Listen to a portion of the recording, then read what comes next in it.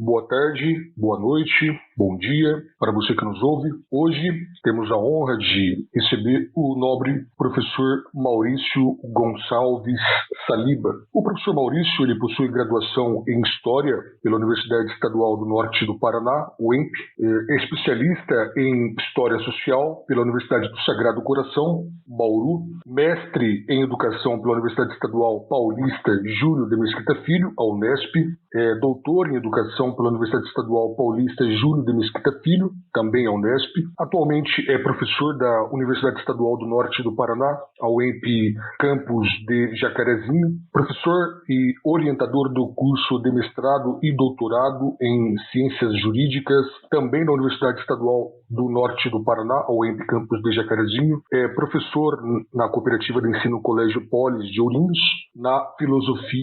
na disciplina de Filosofia e Sociologia. O professor Maurício Saliba tem experiência na área de Educação, Filosofia Geral e da Educação, Sociologia Geral, Jurídica e da Educação com ênfase em Violência e Agressividade. O professor Maurício também é autor do livro O Olho do Poder, Análise Crítica da Proposta Educativa do Estatuto da Criança e do Adolescente, além de ser autor de diversos capítulos de livros e artigos na área. Feito essa breve apresentação do ilustre professor Maurício Saliba, eu passo-lhe a palavra para suas considerações iniciais. Bom, Matheus, primeiro dizer que é um prazer estar aqui com você, que é um prazer estar falando para o seu público, para o podcast Difusão Legal. Eu acho que é muito bacana esse podcast, eu acho que auxilia muito o estudante, o profissional da área jurídica, né? Então é um prazer estar aqui, eu espero poder colaborar com vocês,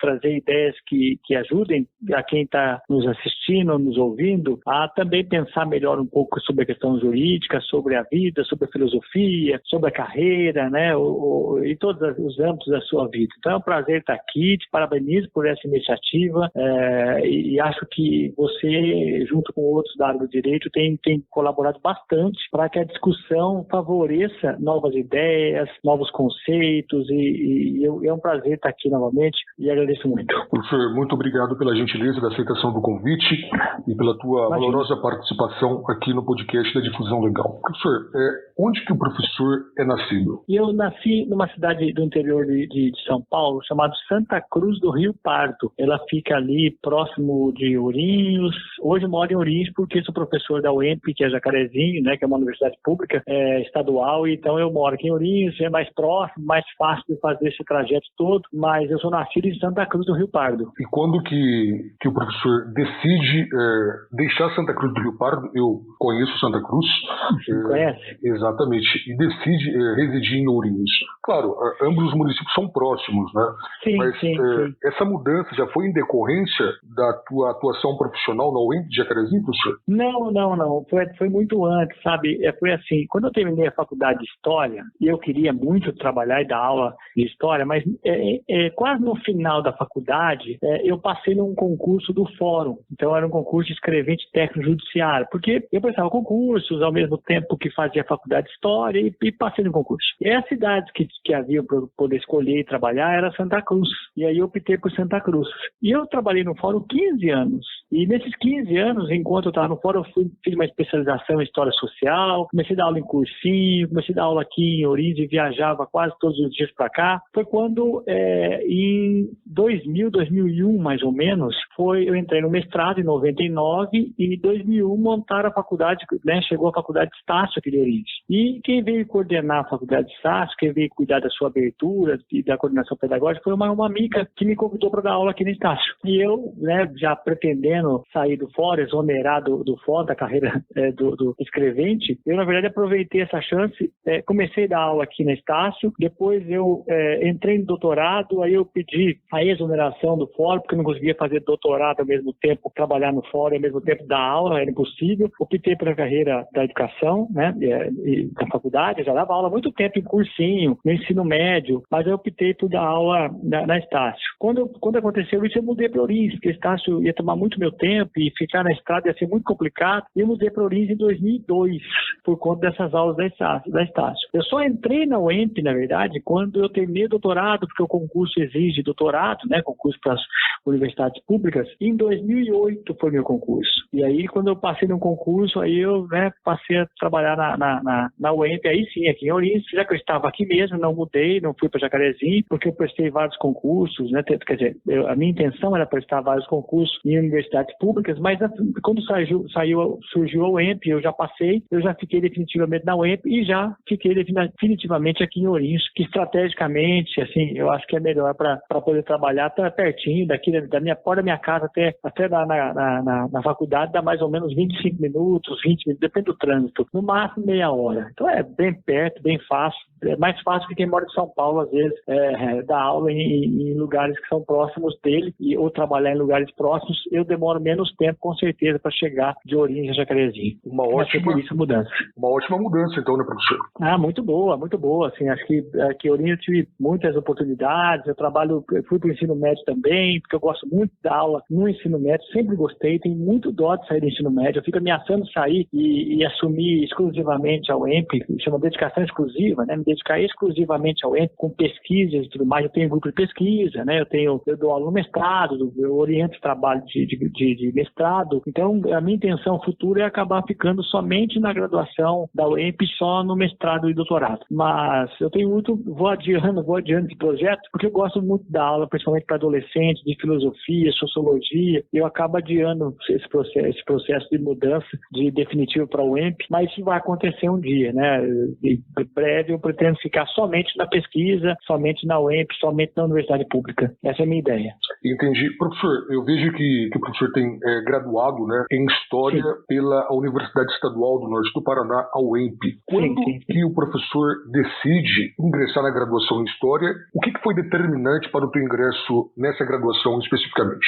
Olha, Matheus, na verdade, eu tinha muita vontade, quando adolescente, terminando o ensino médio, de fazer ou psicologia ou fazer jornalismo. Eu estava mais para o jornalismo, inclusive, quando eu gostava de escrever, gostava de ler, né, gostava de política, essa coisa toda, e eu estava muito propenso a fazer jornalismo. E eu fazia cursinho em Bauru, naquela época, né, e final dos anos 80, e eu tive um professor de história que foi um professor que, sabe, me motivou, e eu vi um outro lado da história que eu não tinha visto durante o meu ensino médio. Eu achei fantástico a história, achei que aquilo que eles estudavam, que discutiam, que pensavam, que escreviam, que produziam, que lia, era aquilo que eu queria fazer pro resto da minha vida. E aí eu optei por prestar o vestibular de história.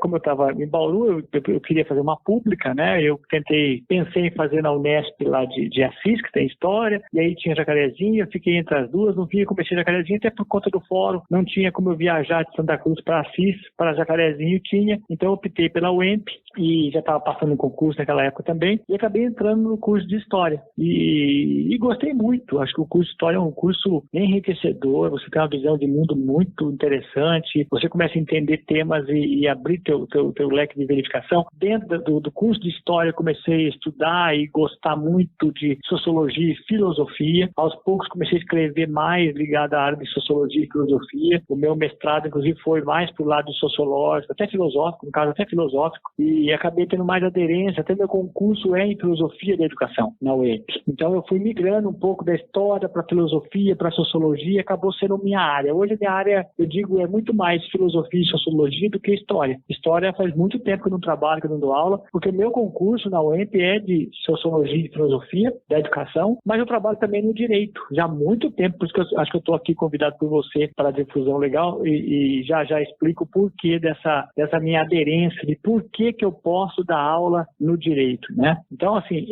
a Faculdade de História foi algo que eu optei por conta de um professor do cursinho que foi extremamente motivador, e a maneira como ensinava era algo, assim, encantador. encantador. Então, me encantei por história. Aproveitando já o gancho, dizer por que eu acabo trabalhando com sociologia jurídica e trabalho tanto com a questão do direito e acabo trabalhando filosofia jurídica também, porque estou aqui, né, no Difusão Legal. Porque quando eu fiz o mestrado, eu pesquisei sobre adolescente infrator. Então, eu queria tratar do tema sobre educação. É um mestrado em educação, é um mestrado em ensino-aprendizagem, mas eu tentei pensar, estudar e analisar o ECA, o Estatuto da Criança e Adolescente, e principalmente as questões educacionais, né, as medidas socioeducativas, como que se dá uma questão da educação do adolescente infrator, quais eram os problemas, o que gerou o meu livro, né, chamado O Olho do Poder, análise crítica do Estatuto da Criança e Adolescente. Então, isso deu uma certa aderência ao curso de Direito, e eu fui convidado a trabalhar Sociologia Jurídica. Doutorado é a mesma coisa, eu estudei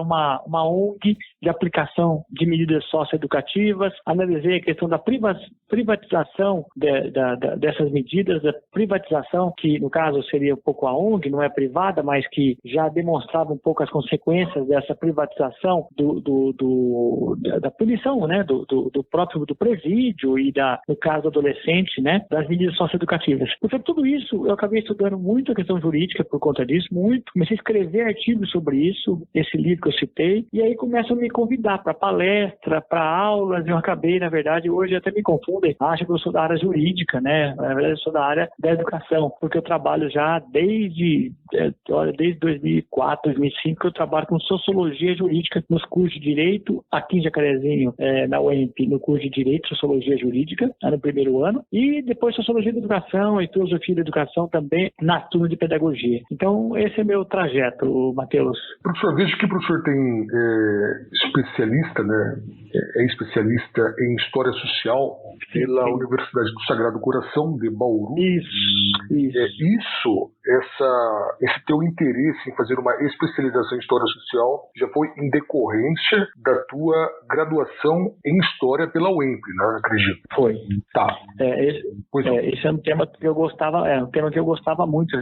Sim, por isso que eu fui caminhando até para a Sociologia e para a Filosofia, que sempre me interessou muito essa questão da sociedade, de comportamento social, de como é que se dá os comportamentos, tanto que eu tenho uma pós também, né, de psicopedagogia, que é uma coisa que me interessa muito, assim, essa relação entre a filosofia e a psicologia, e o comportamento, a questão, né, do adolescente, do comportamento penal, criminal. Então, assim, são áreas que eu gostei muito, então por isso que eu fiz essa pós de História Social, né, e complementou bastante bem aquilo que eu queria e me levou de vez para a filosofia e para a sociologia. Perfeito. O professor, posteriormente a especialização, né, em História Social, o professor ingressa na pós-graduação estrito sensu no mestrado em Educação pela Universidade Estadual Paulista Júlio de Mesquita Filho, a Unesp. Qual o motivo que fez com que o professor decidisse ingressar no mestrado? Claro, o professor já exteriorizou lá no início da nossa conversa teu amor, né, pela história. Então, mas o que foi determinante no teu direcionamento para o mestrado em educação e também o que motivou o professor a ingressar na Unesp e não no mestrado em uma outra instituição de ensino?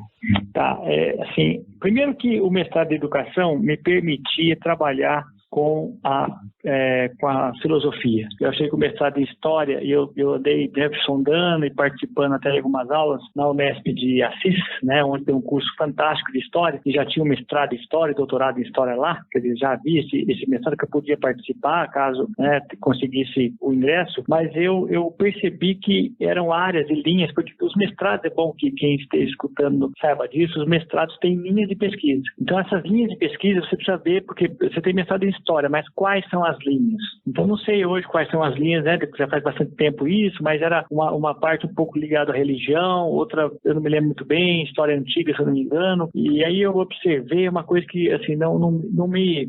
eu gostava, lógico, mas não era apaixonado por isso. E eu vi o mestrado em Educação na Unesp de Marília, percebi que na Unesp de Marília tinha as linhas de pesquisa que mais me interessavam, que era o ensino-aprendizagem. E no ensino-aprendizagem tinha linhas mais filosóficas e mais psicológicas psicológicas. Inclusive, o meu orientador de mestrado e doutorado era um psicólogo, o Sr. Kester Carrara. Ele hoje é professor da Unesp de Bauru, na área de psicologia, não sei se aposentou na Unesp também, mas ele era professor da Unesp de Marília e essa área toda de filosofia, de psicologia, da educação me interessou e aí eu mergulho nisso e vou trabalhar nessa área. Foi por isso. E na Unesp porque eu sempre sonhei, né? Eu já tinha participado da Unesp do curso de História, de alguns eventos, né? E sempre achei que a Unesp ela tinha um olhar extremamente científico para as coisas, com pesquisas muito sérias, com professores muito competentes. Então eu fiquei entre o USP, pensando o que fazer, né? Mais ou menos, mas aí eu optei pela Unesp, além de ser perto aqui de Ourinhos, né? Unesp Marília aqui pertinho, não ia me dar tanto prejuízo e tanto trabalho fazer essas viagens, eu optei, portanto, fazer algo mais perto, mais de qualidade que a Unesp oferece. Essa foi a razão, Matheus. Perfeito. A Unesp é realmente uma ótima instituição de ensino de renome, né? Diga-se de passagem. Exatamente.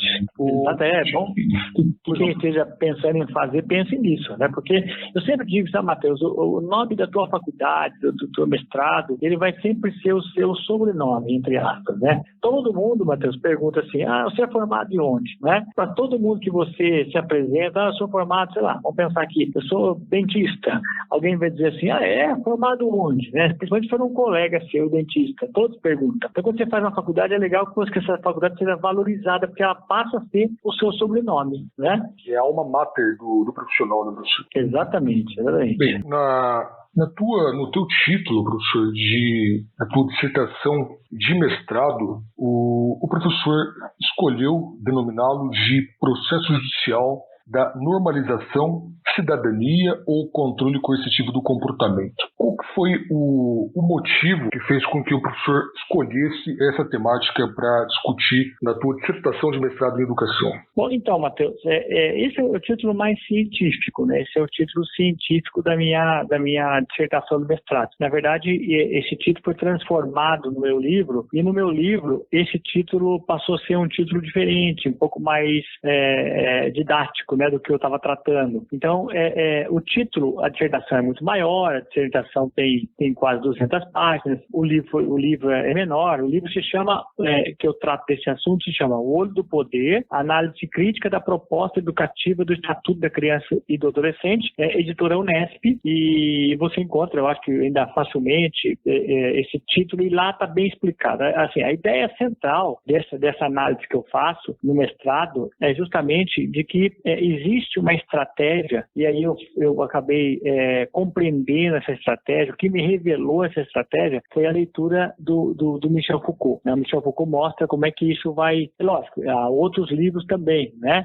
A Polícia da Família, do Jack Donzelot, entre outros. E eu fui verificando que existia uma estratégia jurídica, né? De vigilância, que o direito não é só você punir, você também tem que prevenir. Então havia uma estratégia invisível, uma grande estratégia que não foi bolado por ninguém, não é como a teoria da conspiração, que alguém bolou isso para vigiar você. Não é assim que funciona. As coisas vão funcionando, elas vão acontecendo, elas vão sendo testadas, vão sendo aprovadas e elas vão se transformando em leis, vão se transformando em ações, vão se transformando em práticas. Então, o Estatuto da Criança, eu analisei que ele é uma prática, né, que ele oculta uma vigilância e um controle, principalmente dos adolescentes mais pobres, aqueles que são provavelmente, né, que há uma chance de serem futuros criminosos. Então até porque há uma ideia de que os criminosos estão nas classes mais pobres, né, empobrecidas, mais miseráveis. Nós sabemos que não é isso, né?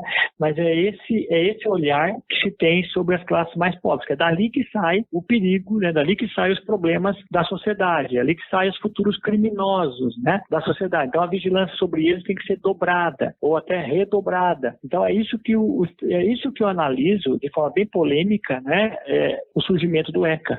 Por mais que o ECA tenha sido um avanço em vários sentidos. Não pense quem está me ouvindo que o ECA é menos menos repressivo, que ele é mais brando, que ele passa a mão, entre aspas, né, na cabeça do adolescente infrator. Não, ele não faz isso, não. Qualquer estudo mais profundo e qualquer estudo mais sério do ECA vai dizer que ele não faz isso. E é possível demonstrar por dados de que o ECA, o Estatuto da Criança e do Adolescente, ele pune mais do que punia o Código de Menores. Lógico que por trás disso também há muito uma população maior, há muito mais, a violência cresceu, a desigualdade aumentou, né? Diminuiu algum período, mas depois ela volta a crescer. Então, assim, aumenta a população, né, pobre nas cidades, o mundo fica mais urbano, né, ao longo do tempo. É lógico, também aumenta a criminalidade, mas a punição também não tem sido branda, não, do Estatuto, né? O Estatuto tem punido bem mais do que o antigo Código de Menor. Então, ele não é mais brando. Ele tem uma estratégia mais invisível, ele tem uma estratégia que eu analisei na minha dissertação do mestrado e continuei na minha tese de doutorado, que é uma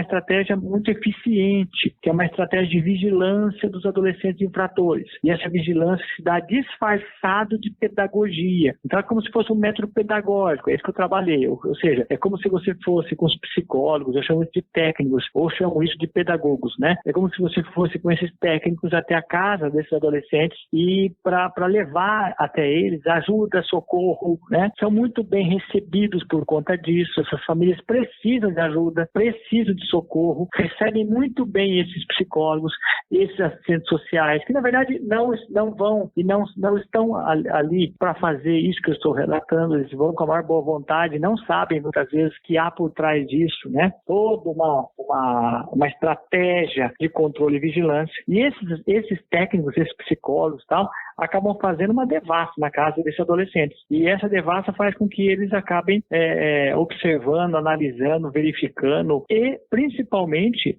descobrindo, né, os possíveis, sempre entre aspas isso, né, adolescentes infratores que podem ser vigiados. Então, essa vigilância é uma forma velada, porque ela é disfarçada de ação pedagógica, de controle da criminalidade, principalmente das camadas mais pobres, né? Então, é um projeto isso. Um projeto que muitas vezes o judiciário não dá conta disso e muitas vezes também esses técnicos, essa psicologia, esses psicólogos, esses assistentes sociais também fazem com a maior boa vontade, querendo ajudar, mas acabam jogando o jogo do poder, como eu digo aqui, né? Perfeito. Professor, depois da tua obtenção do teu título de mestre em educação pela Unesp no ano de 2002, no ano imediatamente subsequente, no ano de 2003, o professor ingressa no programa de doutorado em educação da Universidade Estadual Paulista Júlio de Mesquita Filho, também a Unesp, inclusive sendo orientado também pelo mesmo professor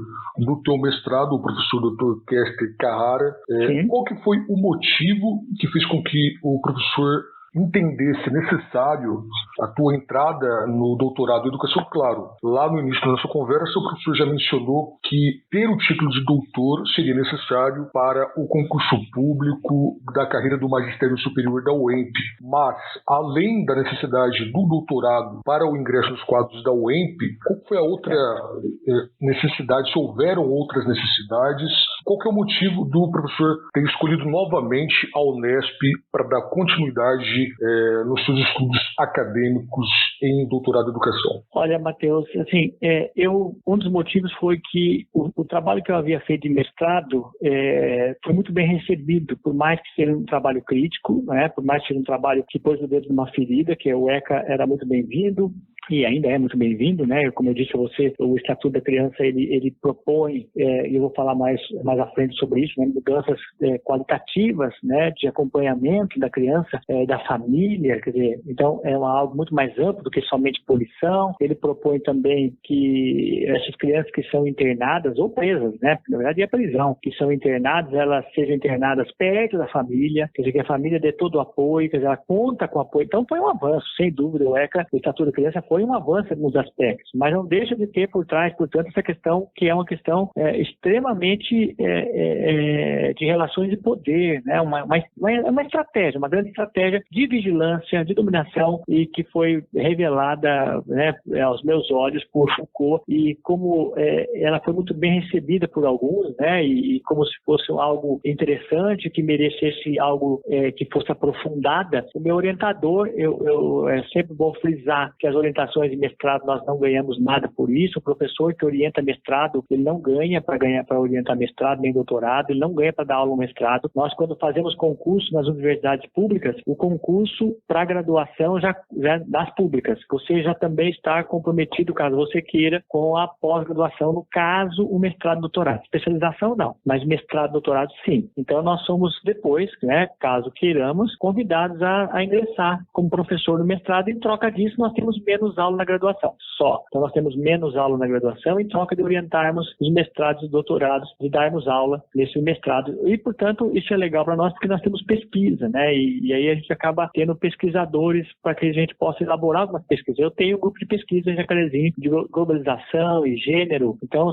eles são tocados e são, né, trabalhados pelos meus orientandos. Então é importante a gente ter isso. Então, bom, veja, o meu orientador, né, como eu cumpria essas metas que eu me propus ao longo do tempo, então eu fui convidado por ele praticamente a continuar dentro desse mestrado, agora doutorado. E eu, né, contente pela sua orientação, porque é muito difícil essa relação professor orientando, então quando dá certo é ótimo, deu muito certo. O professor Pester Carrara, que eu quero deixar aqui minhas homenagens, é um psicólogo, professor doutor da Unesp, brilhante, um exemplo de orientador, que muito que eu tento fazer e orientar é com base nele, né, do que ele fez e me orientou. Então eu fico, assim, sempre muito à vontade de falar sobre ele por conta disso. Eu quis continuar lá por conta disso, né? Então eu continuei, ele tinha interesse que eu continuasse, eu tinha interesse em continuar, eu prestei, né, fiz a prova novamente, como eu consegui ser aprovado, eu fui escolhido por ele para continuar como seu orientando. Então nem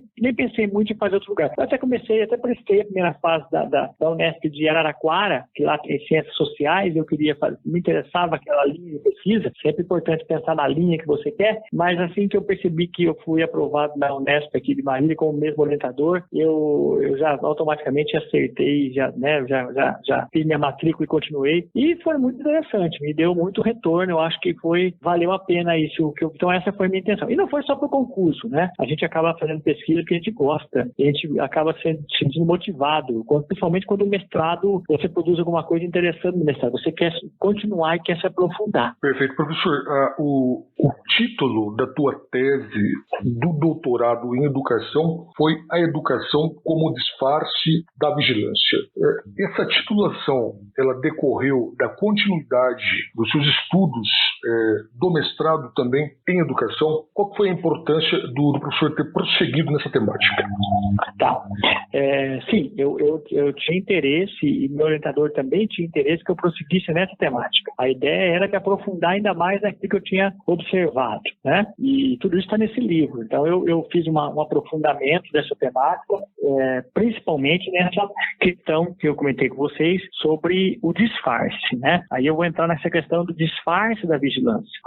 A vigilância é eficaz contra o adolescente infrator. Vejam, imagine você que o público-alvo do judiciário, né, são os adolescentes mais pobres. A gente pode perceber, vou repetir isso, que nos processos os adolescentes de classe média, média alta não aparecem nesses processos. É só fazer uma pesquisa, né?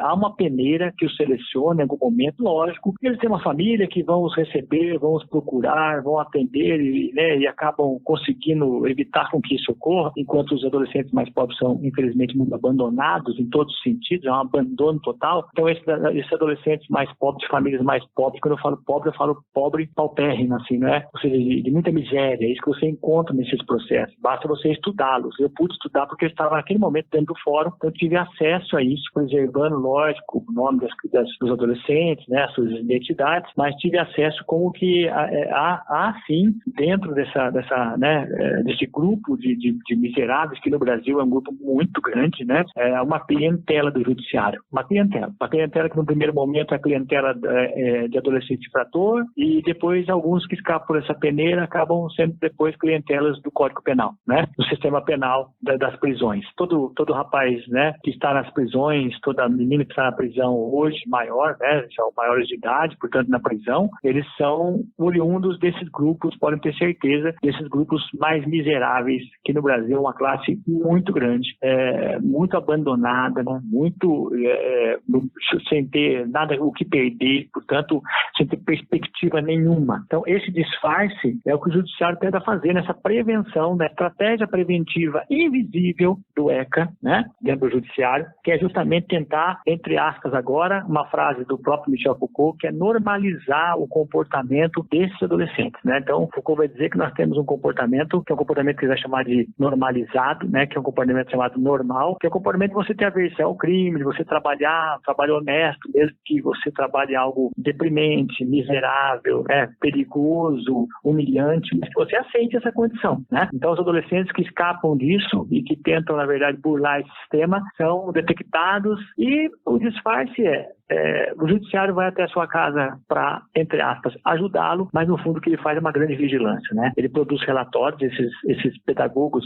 que vão até a casa do adolescente produzem relatórios onde descrevem pormenores da vida familiar, onde descrevem detalhadamente o que cada um deles faz e as condições de vida que vivem e portanto, as suas atividades, sempre tentando indicar caminhos, demonstrar o que deve ser feito, mas no fundo esses relatórios que acompanham, não são neutros, aparentemente são neutros, mas não são neutros, que acompanham os processos, o judiciário tem exatamente o nome, o endereço de todos os possíveis criminosos, né? Lógico que num país pobre e num país violento como o Brasil, isso perde um pouco o controle, mas se você pegar países que são menores e que têm menos violência, esse é um controle muito eficaz, né? E que funciona, e mesmo no Brasil, funciona ainda assim muito bem, né? Então você percebe que há, dentro dessa perspectiva, esse disfarce que eu comentei com vocês, né? É isso que eu acabei trabalhando no meu doutorado. Meu doutorado foi justamente essa pesquisa para mostrar como é que se dava essa ação pedagógica de reorganização familiar, né? De normalizar o comportamento dos adolescentes, reativar as condições familiares necessárias, né? Para que os pais pudessem, eles vigiarem seus filhos e conduzi-los ao caminho da aceitação, da normalização, né? E simplesmente do enquadramento moral deles. Então essa é uma ação que o ECA faz de prevenção. O que as pessoas não sabem quando criticam o ECA é que justamente o ECA tenta evitar com que os presídios sejam abarrotados no futuro. É uma tentativa ainda até os 18 anos de controlar essa camada, né, de futuros criminosos e, portanto, eventuais futuros criminosos, né, por meio dessa vigilância e tudo mais. Bem, então, diante desses atos estatais praticados, o professor vislumbra que esses atos são atos de opressão lamentavelmente praticados em desfavor das crianças e dos adolescentes, professor? Olha, eu não tenho nem dúvida disso, porque, assim, você imagina, eu sempre digo isso, né, nas minhas palestras sobre o assunto, como isso é uma humilhação, né? Como isso afeta a autoestima, como que isso forma o seu caráter, né? Ou seja, você ter dentro da sua casa uma vigilância, você ser um adolescente infrator, você ter que frequentar o judiciário, né? Você ter que ser o tempo todo humilhado, então isso marca uma criança pro resto da sua vida, né? O ideal é que não se passasse por isso. Lógico que alguém vai pensar, mas são criminosos. Sim, mas alguns crimes ali é de furto de uma galinha, né? Que às vezes um jovem de classe média alta, por brincadeira, por pirraça, por alguma coisa assim, furta uma coisa ou outra de algum lugar, e isso não passa de um aconselhamento, né? Enquanto que esse tipo, não vou dizer nem o internamento seria o mais grave, nenhuma criança sai sem sequela desse internamento, que é prisão, né? Adolescente é preso sim, né? Quem vai dizer que adolescente não é preso sim, só não é preso junto com adulto, mas é preso, né? Então a prisão de adolescente é algo completamente que acontece, né? Algo que acontece por mais que se tente passar a ideia de que isso não exista. E nos últimos anos tem ocorrido de forma muito maior. Então nenhum deles sai lá de dentro dessas internações, né? Aqui no caso, no estado de São Paulo, muitas delas, e no Paraná também, nós temos acompanhado, sem uma sequela, sem uma condição. Então são todas punições, por mais que não pareçam, né? A liberdade assistida, você tem todo uma estratégia que vem passo a passo, então você tem a advertência, depois você tem a liberdade assistida, depois você tem a internação, né? Então 2 ou 3 liberdades assistidas, muitas vezes a menina já vai para a internação. Essa internação é junto com outros meninos, né? E meninas, no caso das meninas, e que, portanto, é uma escola do crime também, como se fosse praticamente o presídio, né? A gente sabe muito bem como é que funciona lá dentro, humilhações, todo mundo acho que já viu filmes,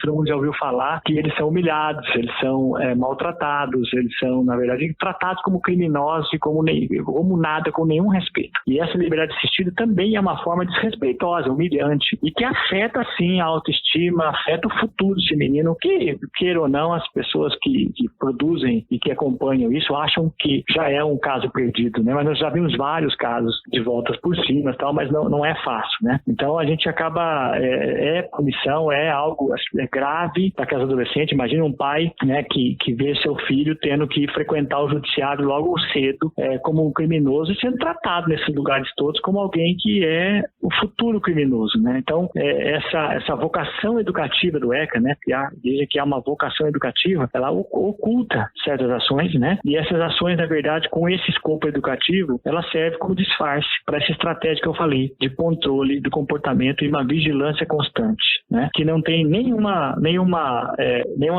vamos dizer assim, nenhum aspecto de crescimento como indivíduo, nenhum aspecto de vantagem. Ele continua desempregado, ele continua frequentando escola com muita dificuldade, mas no fundo é uma grande humilhação e uma grande baixa na sua autoestima. Perfeito. Professor, qual que, na tua ótica, obviamente, quais das medidas seriam necessárias para a erradicação dessa vigilância oculta, que, na verdade, obviamente, são atos ocultos de opressão por parte, em desfavor, né, dos adolescentes, das crianças? Quais medidas para abolir essas práticas lamentáveis? Tá.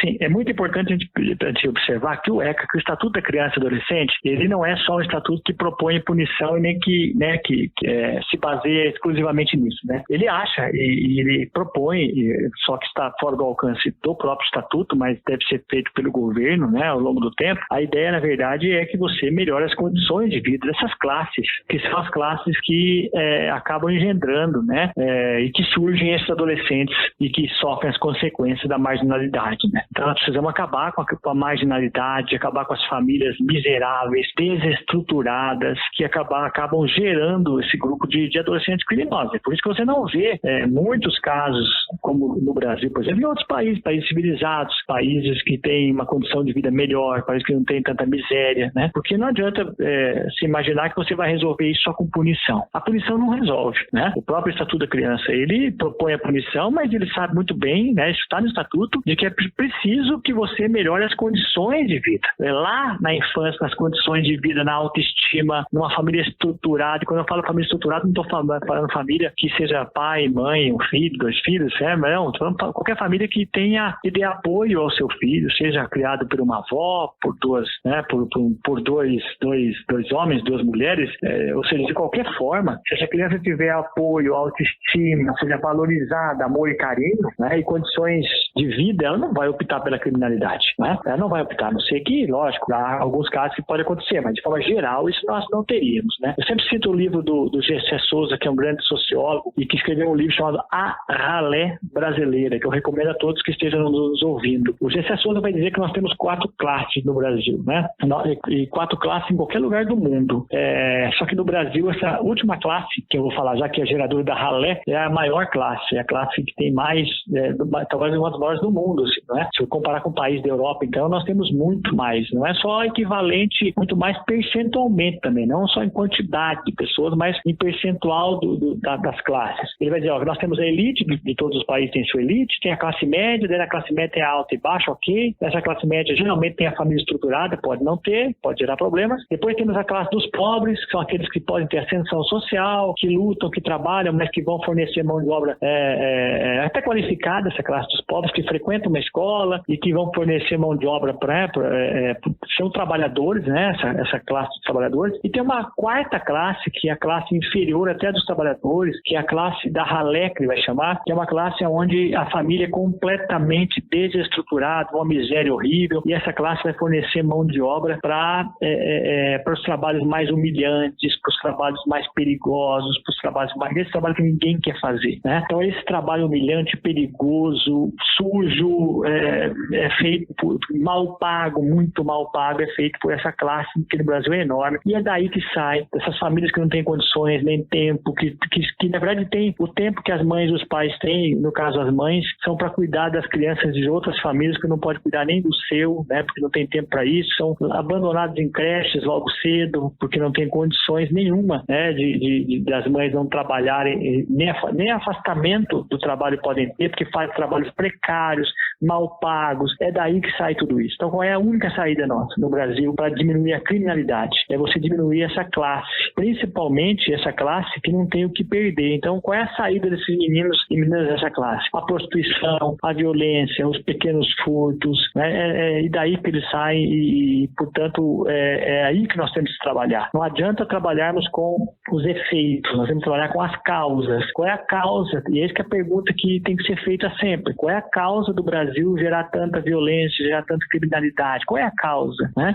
Por que outros países não geram? Por conta dessa questão social, que o ECA, inclusive, diz que a proteção integral da família, precisa da proteção integral da família se nós quisermos um dia resolver esses problemas. E essa proteção integral da família passa inevitavelmente por uma melhoria dessas condições, por distribuição de renda, por mais igualdade econômica, por empregos que tenham, na verdade, salários mais justos e decentes, né? Então é inevitável que isso ocorra. Senão nós vamos ficar enxugando gelo, vamos ficar sofrendo as consequências disso. Então não tem milagre. Essa é uma tarefa árdua, né? É uma tarefa que você tem que ter. Esses meninos, por exemplo, da criminalidade, eles têm que ter aquilo que os meninos da classe média têm. Os meninos da classe média têm uma coisa, e também das classes pobres, né? Da classe pobre, média e alta, tem uma coisa que esses meninos dessa ralé que o GCR nos fala, não tem, que é perspectiva de futuro, né? Que é ter o que perder. Eles não têm o que perder, não têm perspectiva de futuro. Por mais que eles tentem e lutem para que tenham, a realidade sempre bate na cara deles e mostra a eles que eles não têm futuro e que, portanto, a saída é uma saída que eles buscam, a saída mais fácil, assim,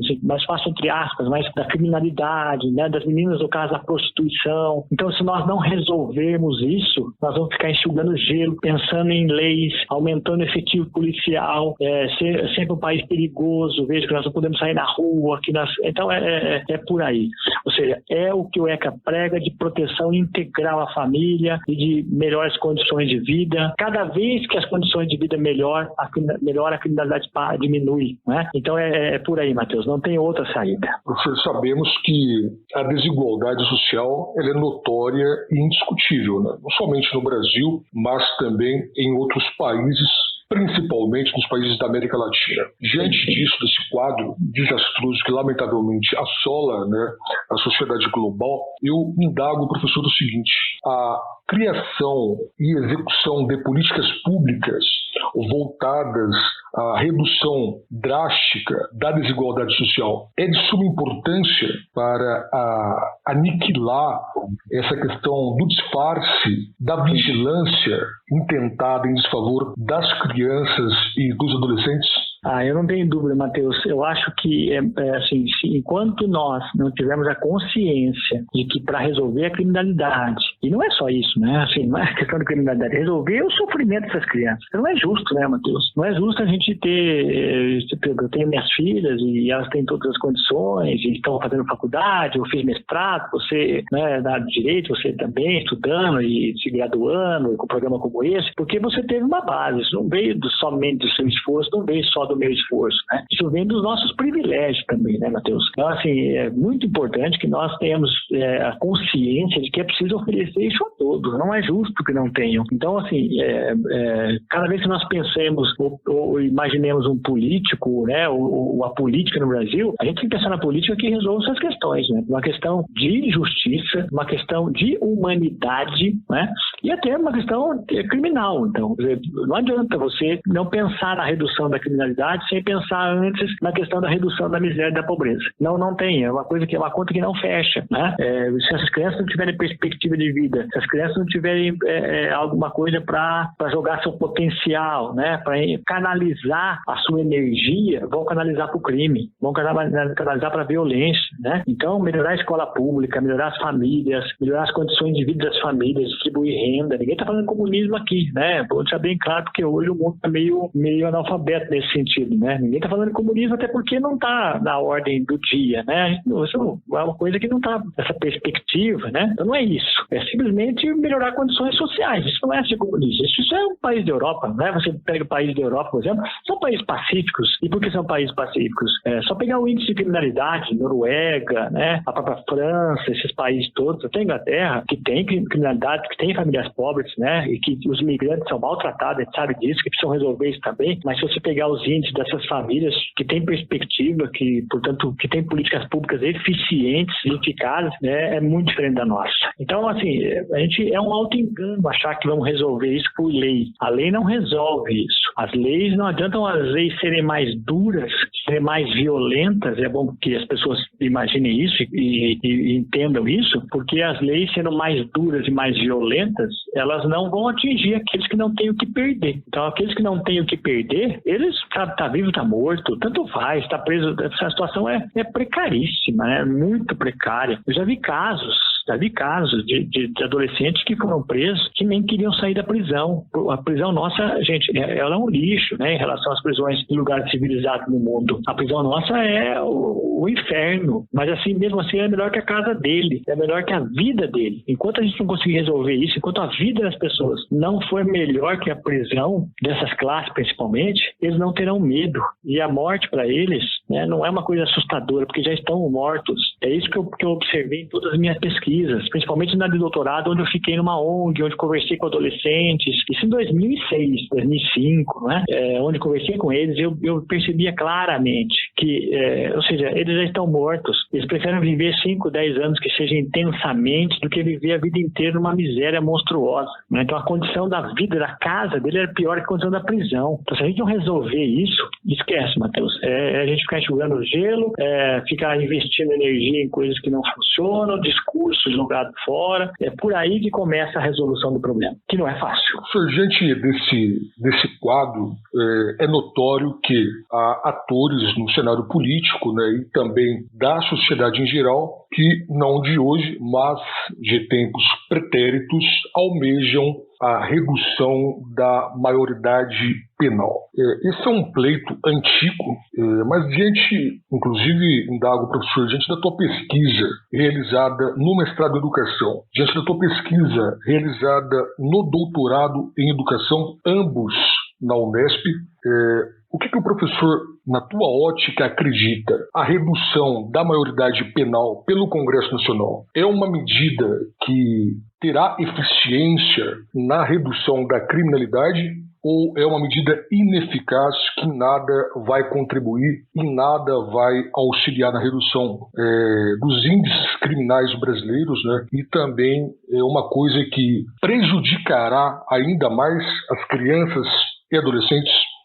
Eu acho que essa proposta de redução da maioridade penal é uma demagogia monstruosa, né? Eu acho que ela não passa simplesmente dessa ideia de que é preciso passar ao público, aos eleitores, que algo está sendo feito, de que eu proponho uma medida radical, e você usa esse medo que pessoas têm da criminalidade, do adolescente, criminoso, tal, para você propor medidas que não passam medidas eleitoreiras, né?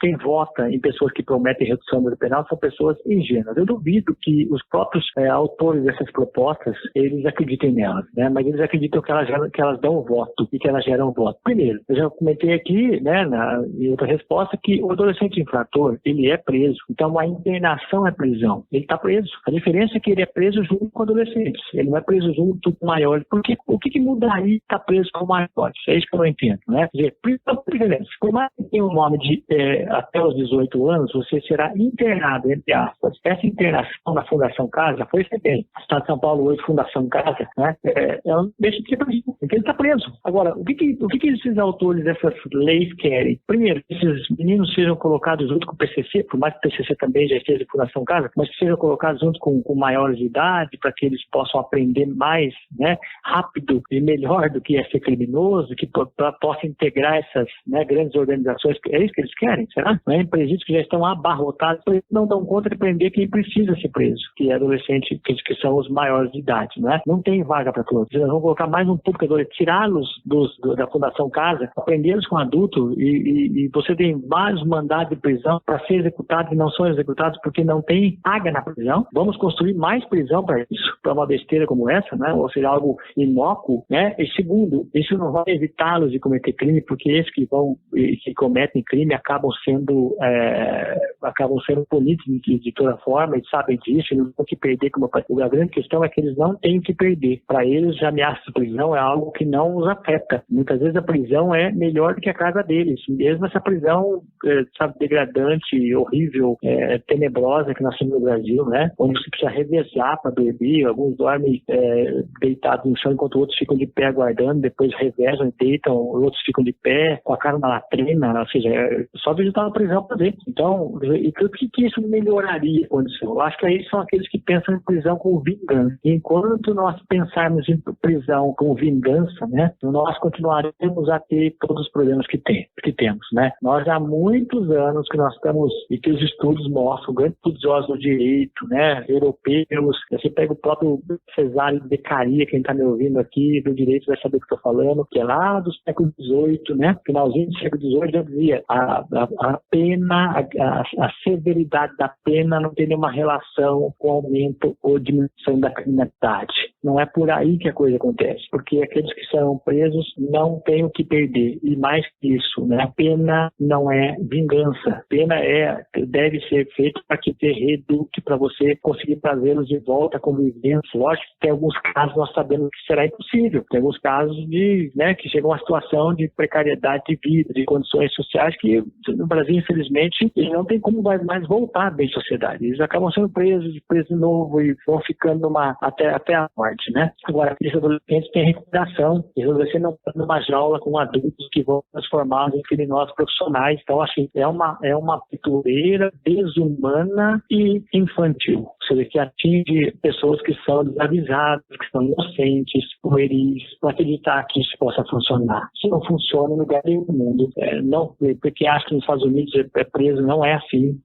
Isso é bem diferente. Pode perceber que você vê filme, você não vai ver criança no meio dos presos, porque não é isso que acontece. Então, nós temos que pensar bem, com a cabeça, né, no lugar, sem deixar nos levar por essas postas populistas, eleitoreiras, que vão piorar ainda mais a situação da vida. Eu acho que quem propõe isso sabe que seus filhos não serão presos, né? Mesmo alguns políticos que têm filhos já, né, adolescentes, né, que poderiam estar nessa faixa aqui de prisão, caso cometessem crime, sabem que mesmo cometendo crime, né, eventualmente eles não seriam presos, porque eles sabem que quem vai ser preso são pobres, esses miseráveis, essa raleca de excessosa, tanto comenta. Sabe que a prisão é feita para eles. Professor, eu tenho alguns questionamentos ainda na órbita da tua pesquisa no mestrado e no doutorado. Certo. Diante disso, dago ao professor o seguinte: punir é preciso? O excesso do punitivismo é prejudicial? Não há dúvida. É lógico que a gente sabe que acaba sendo necessário. Não vamos ter mais uma sociedade, isso é utópico, né? Em que não haja nenhum tipo de punição. Não, isso é impossível. Né? Lógico que nós temos que pensar na origem, de como evitar, né? Até familiarmente. A gente sabe muito bem que existe uma diferença entre você reforçar comportamento positivo e você punir uma criança, né? Então a gente precisa mudar desde a base essa nossa percepção de punição. A punição nunca serviu de exemplo, a punição nunca ensinou nada, né? A punição mete medo, a punição assusta, a punição gera pessoas com mais vontade punitiva, gera pessoas mais violentas, né? O reforçamento positivo, você reforçar as ações positivas, isso sim. Agora, não me dá utopia de achar que nós não temos e não teremos, chegaremos um dia, tendo uma sociedade que não puna. Esse é o sonho nosso, uma utopia, mas não vai acontecer. Agora, a prisão tem que ser aquela estritamente necessária, né? Principalmente quando a gente fala de prisão, porque ela tem sequelas, ela custa caro, ela não pode ser algo feito de qualquer maneira, não pode ser banalizada, não pode ser feita para quem, né, tem perspectivas e pode pagar o caso, seu crime de outra forma. Então, nós temos que ser civilizados e encontrar meios alternativos de você conseguir reparar os danos, né, de poder ensinar esses adolescentes cada vez mais. Então, é preciso que nós tenhamos mais formas de entre aspas, punir, mas punir sem a prisão, punir de forma mais civilizada, né, reforçar comportamentos que são saudáveis, buscar reeducação, trazê-los de volta para a sociedade, dar um futuro, uma perspectiva. Então, punir tem que ser a última consequência, aquilo que você não tem como evitar e que você perceba que não tem outro modo. Fora isso, a gente tem que pensar numa sociedade que puna o menos possível. Sem dúvida nenhuma. Professor, sabemos que há uma idade, até uma certa idade, tanto a criança quanto o adolescente estão com o desenvolvimento intelectual ainda em andamento. Sim. Não houve a finalização ali do intelecto das crianças e dos adolescentes. Diante disso, o que o senhor acha em relação ao aprisionamento em massa de crianças e adolescentes infratores, né? Ainda estão com o desenvolvimento do seu intelecto em andamento, né? Que não houve Sim. a finalização. Isso é uma coisa que prejudica? Não tenha nem dúvida. Isso eu comentei agora há pouco na outra resposta, que você prender um adolescente, você advogar a ideia de que você precisa prender, reduzir a idade penal, é você colocá-los, portanto, dentro de uma escola de né? Porque isso vai acabar com o nosso do Brasil. É o perspectiva, né? Você se agradece, ele é muito obrigado por nos fornecer tanta mão de obra, né? Para aumentar nosso exército, mas as consequências, né, as consequências disso para a criança são consequências e para o adolescente também, pensando em criança e adolescente, vão ser grávidas, né? Vamos gerar um exército no Brasil de pessoas assim, revoltadas, violentas, que ainda piorar a nossa situação. E desumano, né? Desumano, porque é condenar essas crianças para a criminalidade, para a delinquência. Quando você prende muito cedo, prende sem critério, e nós prendemos muito, o Brasil prende muito e prende sem critério, né? O critério é pobre, sabe disso, mas prende muito também, a gente prende muito. As pessoas podem pensar que a gente prende pouco, a gente prende muito, só fazer um cálculo, só ver quantos presos nós temos aqui, e só ver a estatística do porquê são presos. Então, assim, a gente prender principalmente criança, adolescente, sem que você realmente precise, né? Lógico, há casos que nós já vimos na história, né, de crianças de psicopatia logo da infância, adolescência, em alguns casos precisam de internação, no caso, né? E de acompanhamento.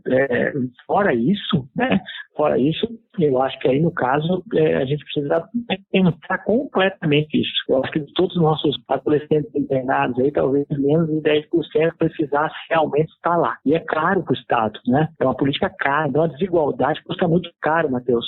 Essa desigualdade que gera essa ralé, que gera essa pobreza, essa violência, ela é muito cara para o Brasil. Ela faz o Brasil ser um país violento, que assusta, na verdade, os turistas. Se você pegar o Brasil arrecada do turismo, ele arrecada por outros motivos também, né? Por motivo da violência também, ele arrecada muito pouco comparado a países como Espanha, país como França, país como Inglaterra. Acho que em relação ao PIB nós temos 3% somente de arrecadação do turismo, porque as pessoas têm medo de vir para cá, têm receio de vir para o Brasil. Um deles é justamente a questão da violência, que é famosa no mundo todo. Violência gerada por essa miséria, por essa pobreza, ela custa caro, né? Custa em armamentos, custa em vida, custa em mão de obra. Quanto custa a segurança de um carro, né? De um caminhão que sai do interior para a capital para levar, de repente, ou para um porto, né? Um caminhão que precisa gastar com segurança, enquanto todo o país não precisa gastar com segurança. Então, a segurança que nós temos que gastar aqui para produzir, os seguros que nós pagamos, pelas cargas e tudo mais, oneram a nossa competição internacional. Então, a desigualdade custa caro. Então, nós temos que reduzir a desigualdade, que eu tenho certeza que vai ter uma consequência enorme. Você tem que dar perspectiva para os adolescentes. Ele tem que ter a perspectiva de futuro. Ele tem que sonhar com o futuro. Ele tem que sonhar que é possível ter um futuro. Se ele não sonhar que é possível ter um futuro, ele vai criar esse futuro na base da força. E nossos presídios, em nenhum momento, fazem isso. Eles acabam com o futuro, em vez de permitir que haja sonho para o futuro. Professor, o senhor que é um estudioso da questão da educação, né, e principalmente considerando novamente que o professor adotou nos seus estudos acadêmicos do mestrado e doutorado a questão da vigilância, né, das crianças e adolescentes por parte dos agentes públicos, indago o professor o seguinte: o Estatuto da Criança e do Adolescente ele comporta modificações necessárias ou é uma norma que está em perfeita consonância com os objetivos traçados à época da sua criação? Não, eu acho que todo documento, toda lei, quer dizer, sempre é muito importante a gente pensar que ela cabe a algumas obrigações. Ela faz, né, o ECA já tem 30 anos, né, e a sociedade vai mudando, né, então você precisa aprimorar, não há dúvida de que você precisa aprimorar, não é? Sim, nesses 30 anos, por exemplo, que a gente observa do ECA, né, a gente observa que ela trouxe muitas mudanças, muitas coisas interessantes, né? Ela acrescentou, por exemplo, a lei da palmada, praticamente, né? A lei da palmada, você sabe, a lei da palmada, ela é também outra coisa muito mal interpretada. Parece que você não pode dar uma palmada no seu filho, mas não é isso. Na verdade, ela é uma proteção integral à criança e adolescente, e dentro dessa perspectiva, você propõe que ele seja educado sem o uso da violência.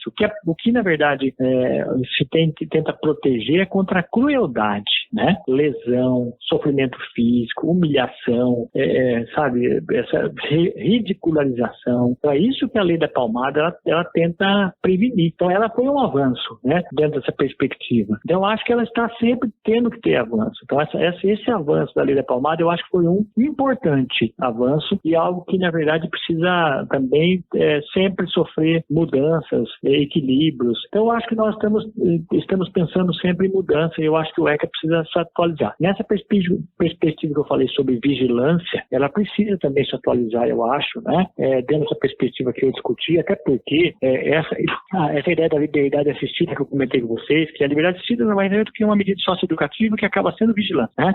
Só que, assim, a liberdade assistida, ela não leva à recuperação do infrator, né? Ela só vigia, ela não leva à emancipação, a uma melhor de qualidade de vida, a um repensar sobre sua trajetória, sabe? Ela só vigia. Então é preciso que nós saiamos dessa perspectiva da vigilância e tentamos ingressar na perspectiva de superação dessa condição, né? Com mais, talvez, apoio a essa criança, com mais apoio à família, com mais busca de resoluções para a própria situação econômica da família. Então eu acho que o ECA tem que ser aprimorado pelo governo para se pôr em prática. Nem tudo foi posto em prática ainda, que é justamente aquela parte que eu acho que é fundamental do ECA, que é o atendimento integral à família, né? A família ter condições econômicas e sociais de criar seus filhos, dar uma boa educação aos seus filhos. Então, é isso que nós estamos buscar agora, né? Então, eu acho que ele está sempre pronto para ser aprimorado. Perfeito.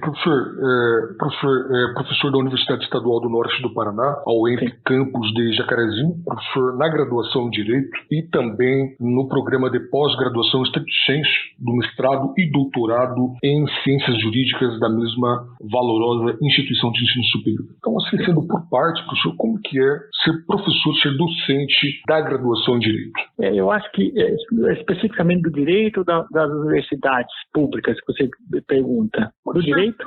Pode ser do direito, das universidades públicas, né? Tá. Como que é a carreira de docente? Tá.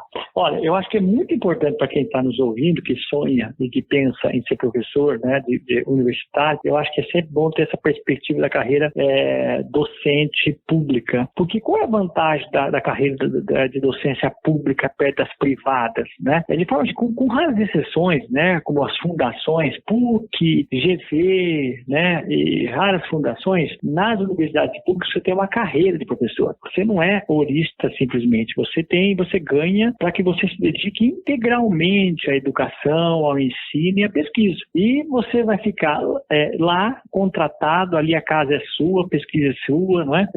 Até você ou decidir sair, de repente você quer exonerar, mas até você se aposentar. Então você se sente como parte daquela instituição. Você não vai ser mandado embora, demitido amanhã depois, perdeu tudo que você fez, né? Deixou tudo para trás. Não. Então os professores vão melhorando, eles vão se aprofundando, eles vão se tornando mais pesquisadores. Eu mesmo, quanto mais tempo passa, eu percebo que como eu vou mudando, assim nesse aspecto, a gente perde um pouco quando mais velho, né, Matheus? Mas perde algumas coisas, mas ganha outras, né? Você ganha em conhecimento, você ganha em leitura. Então, nessa melhor fase da vida, né, em qualquer empresa privada você é demitido. Nas universidades públicas você fica, e você pode ficar, e você pode até se aposentar mais tarde, caso você queira continuar como docente, até você ser obrigado, que aos 75 anos, ser obrigado a sair, né?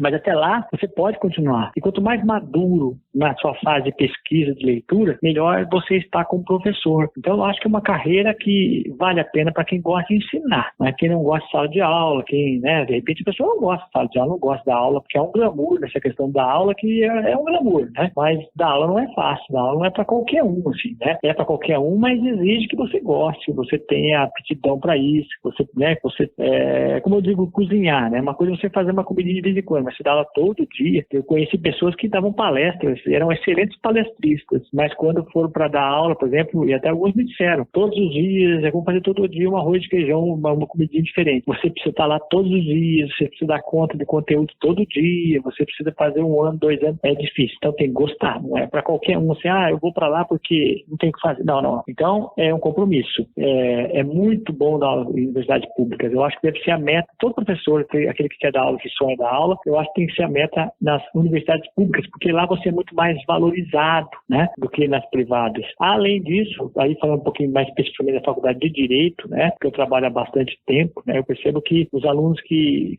a gente tem uma falsa ideia de que o bom profissional também é bom professor. Não é. Muitas vezes o cara pode ser excelente profissional, né? De repente a profissional, ela pode ser uma excelente profissional, mas quando vai para aula não é um excelente professor. Então dar aula e você ser profissional são coisas de profissional, né?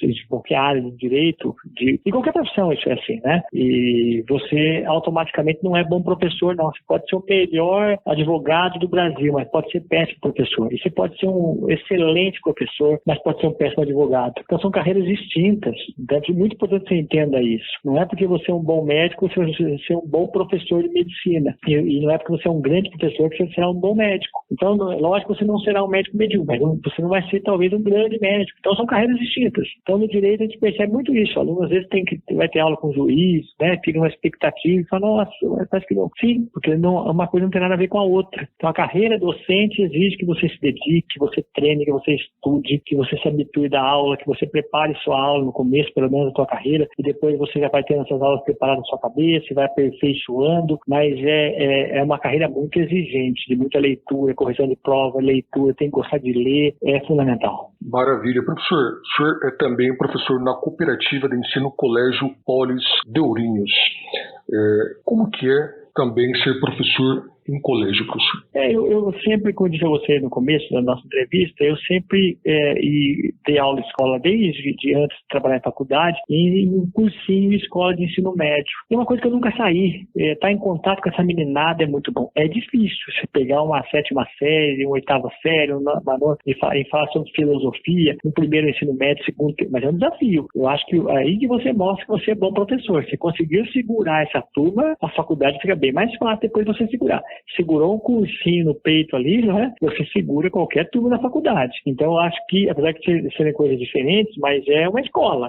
Para mim, sempre foi uma escola. E eu ainda estou lá na cooperativa, nessas duas, né? Uma fundação, outra uma cooperativa de ensino, né? Então, eu estou nessas duas escolas porque eu acho que essa meninada nos ensina muito também. Eu aprendo muito com eles, eu vejo como é que está a cabeça das crianças hoje, adolescentes hoje, na área da educação. Eu gosto de entender como é que está funcionando a educação hoje. Você costumo dar aula hoje da mesma forma que se dava há 10 anos atrás. As crianças são diferentes, a percepção de mundo delas é diferente, seus valores são diferentes. Eu sempre digo aos meus amigos, essas escolas, alguns falam, mas e a violência? Eu digo, gente, a violência é muito rara. Isso que a gente vê de vez em quando é muito raro. O que existe é incivilidade. Tem muito aluno com incivilidade. Uma hora a gente pode conversar sobre isso, sobre por que isso acontece, a gente pode discutir isso. Essa famosa incivilidade que acontece com os alunos, ela vem muito da questão da sua casa, da sua socialização, né, na sua casa. Isso acontece. Crianças que, assim, a gente fala, entre aspas, sem educação, crianças que respondem, que não aceitam. Agora, violência, como nós temos vindo, às vezes, receber no WhatsApp e tal, nunca aconteceu comigo. Todos os meus anos de carreira aí, nunca aconteceu comigo. Já aconteceu vários atos de incivilidade. Isso sim. Então, a gente tem que saber como enfrentar isso. Isso é treino. Nós professores, nós somos treinados. A gente faz curso para isso. A gente tem uma experiência em cima disso. A gente participa de vários eventos sobre isso. Então, a gente tem que saber levar. E é gratificante. Eu acho que eu ainda não consegui sair do ensino fundamental, do ensino médio de filosofia, porque eu ainda acho isso gratificante. Muito interessante. Professor, qual que é a importância das instituições de ensino superior público para a educação no Brasil? Primeiro, uma coisa importante para que as pessoas entendam. No Brasil, sem as universidades públicas não tem pesquisa. Quer dizer, é só nas universidades públicas que você tem pesquisa no Brasil. O dia que você acabar com as universidades públicas, eles estão tentando fazer isso, né? Cortando verbas, não querem, na verdade, privatizá-las. Porque quem é que vai comprar, não é? Não dá para privatizar. Então, eles querem sufocar, eles querem destruir os governos que são contra as universidades públicas, porque vende-se a ideia de que lá os professores não fazem nada, que os professores são todos de esquerda, que é a maior mentira, né? Não são todos de esquerda, depende do curso que está falando. Que só estuda rico nas universidades públicas é outra mentira, porque nas universidades públicas depende do curso, né? Você pega curso de medicina, os cursos mais concorridos, tudo bem. Agora tem cota, então você está permitindo que as classes sociais mais pobres, né, cheguem até a faculdade. Então, isso é uma mentira. Então, as faculdades públicas, elas são fundamentais para algumas coisas. São fundamentais para ter pesquisa. Então, você que está em casa aí sabe que quem pesquisou as questões do Covid, quem pesquisou as questões no Brasil, quem pesquisa as questões das lavouras, da produção de defensivos agrícolas, entre outras coisas, são as universidades públicas. É lá que se pesquisa as coisas de saúde, de educação, é lá que tem pesquisa. Tirou isso, acabou a pesquisa no Brasil. Esse é um ponto. Segundo ponto, são muito importantes para aqueles que sonham fazer uma universidade e não têm condições financeiras. Agora, com as cotas, isso foi permitido. Lógico, havia alguns cursos que a nossa elite não se interessava, então sobrava mais vagas para ficar mais pobre. A maioria dos cursos, não é? Mas mesmo assim, nesses cursos mais procurados, em que se exigia um capital cultural maior escolaridade, esses cursos agora, com as cotas, começam a ficar acessíveis também. Então, ela cumpre sua função social. Uma faculdade tem que cumprir sua função social. Então, para que eu vou ter uma faculdade de Direito com tanto advogado, se for simplesmente para formar mais advogados e gente vindo da elite? Quer dizer, as pessoas estudarem em escola particular, as mais caras, eles ocupam todas as escolas particulares de Direito, que são, né, que tem pesquisa, que tem mestrado, eles, né, que tem estudo, tem professor que tem carreira, que está lá há muito tempo, que tem bolsa de pesquisa, tem tudo isso, depois fica só para elite. Você tinha cota para elite antes. Então, é lógico que não faz sentido isso. Faz sentido você recalibrar essas universidades para a população mais carente, para aqueles que precisam, para aqueles que não podem pagar uma faculdade, que sonham em ter um curso universitário de psicologia, de direito, de enfermagem, de medicina, de engenharia, de qualquer coisa, história, no caso, de qualquer coisa. Ou seja, então, é fundamental a escola pública nessa perspectiva. Realmente, o ensino público é de suma importância até para o desenvolvimento de toda a sociedade, né, professor? Sim, exatamente. É fundamental, né? Então, é muito importante porque você acaba medindo as sociedades justamente por ter esses ensinos que incentivam as pessoas a pesquisarem. Nós somos uma sociedade que tem, né, que valoriza pouco a educação e até que ataca a universidade pública. Isso é um absurdo, né? Temos poucas livrarias. Eu já ouvi dizer, sempre repito que se você pegar Buenos Aires, só a cidade de Buenos Aires tem mais livrarias do que o Brasil inteiro. Então, assim, a cultura de alguns países é muito superior à nossa. Por quê? Porque valorizam a educação, porque valorizam a educação pública gratuita e de qualidade. Então, nós precisamos reforçar, lutar por elas, né? Que as pessoas tenham condições de viver, de ter bons salários. Mas isso é uma hora, a gente pode falar só de educação aqui, Matheus, quando você quiser. Chegamos ao final deste episódio, então eu gostaria de devolver a palavra para as suas considerações finais. Matheus, assim, eu só tenho a agradecer, né, essa oportunidade, esse espaço. Tem muita coisa que a gente podia falar ainda, né? Eu espero que o seu público tenha gostado, que se interesse, né? A gente pode falar de mais coisas numa próxima vez, mas eu acho que, assim, é de suma importância nós termos esses espaços, sabe, Matheus, de pessoas como você, que entrevistam pessoas que são pesquisadores, professores, né, que não tem muito espaço para falar. A gente pode pensar que, mas agora com a internet e tal, na mídia, mas na verdade mesmo assim não são todos que nos dão esse espaço para falar isso que falamos com toda a liberdade, como é o seu caso, né, que eu tenho toda a liberdade de todos que participam, eu sei que tem. Então é um prazer participar de lugares assim, né, onde você mostra que a liberdade é algo fundamental, que é importante, né, liberdade com limite, lógico. Essa ideia de que nós não temos, que no Brasil não temos liberdade de expressão é mentira, porque a liberdade de expressão tem que ter limites, né, não posso vir aqui defender, por exemplo, pedofilia, não é? Eu não posso fazer isso. Então ela tem um limite que é o Código Penal, então tem que ser, assim, quem passa dos limites tem que ser responsabilizado por isso, até penalmente, né, judicialmente. Mas você dá essa liberdade e a gente, com responsabilidade, vem trazer esses temas que eu espero colaborar para o debate. Então eu espero que isso tenha colaborado muito no debate sobre o assunto, que está sempre aberto e que espero poder participar caso você precise, mas é só agradecimento por essa oportunidade. Muito obrigado, viu, Matheus? Professor, os meus sinceros agradecimentos pela aceitação do convite, pela tua participação, pela paciência, as minhas sinceras homenagens para o professor e, assim sendo, certamente em um futuro próximo, né, muito breve, certamente teria a audácia de lhe convidar para as mais entrevistas, para tratarmos de outras temáticas que o doutor tem atuação. Desse modo, agradecendo o ilustre professor doutor Maurício Gonçalves Saliba, encerramos o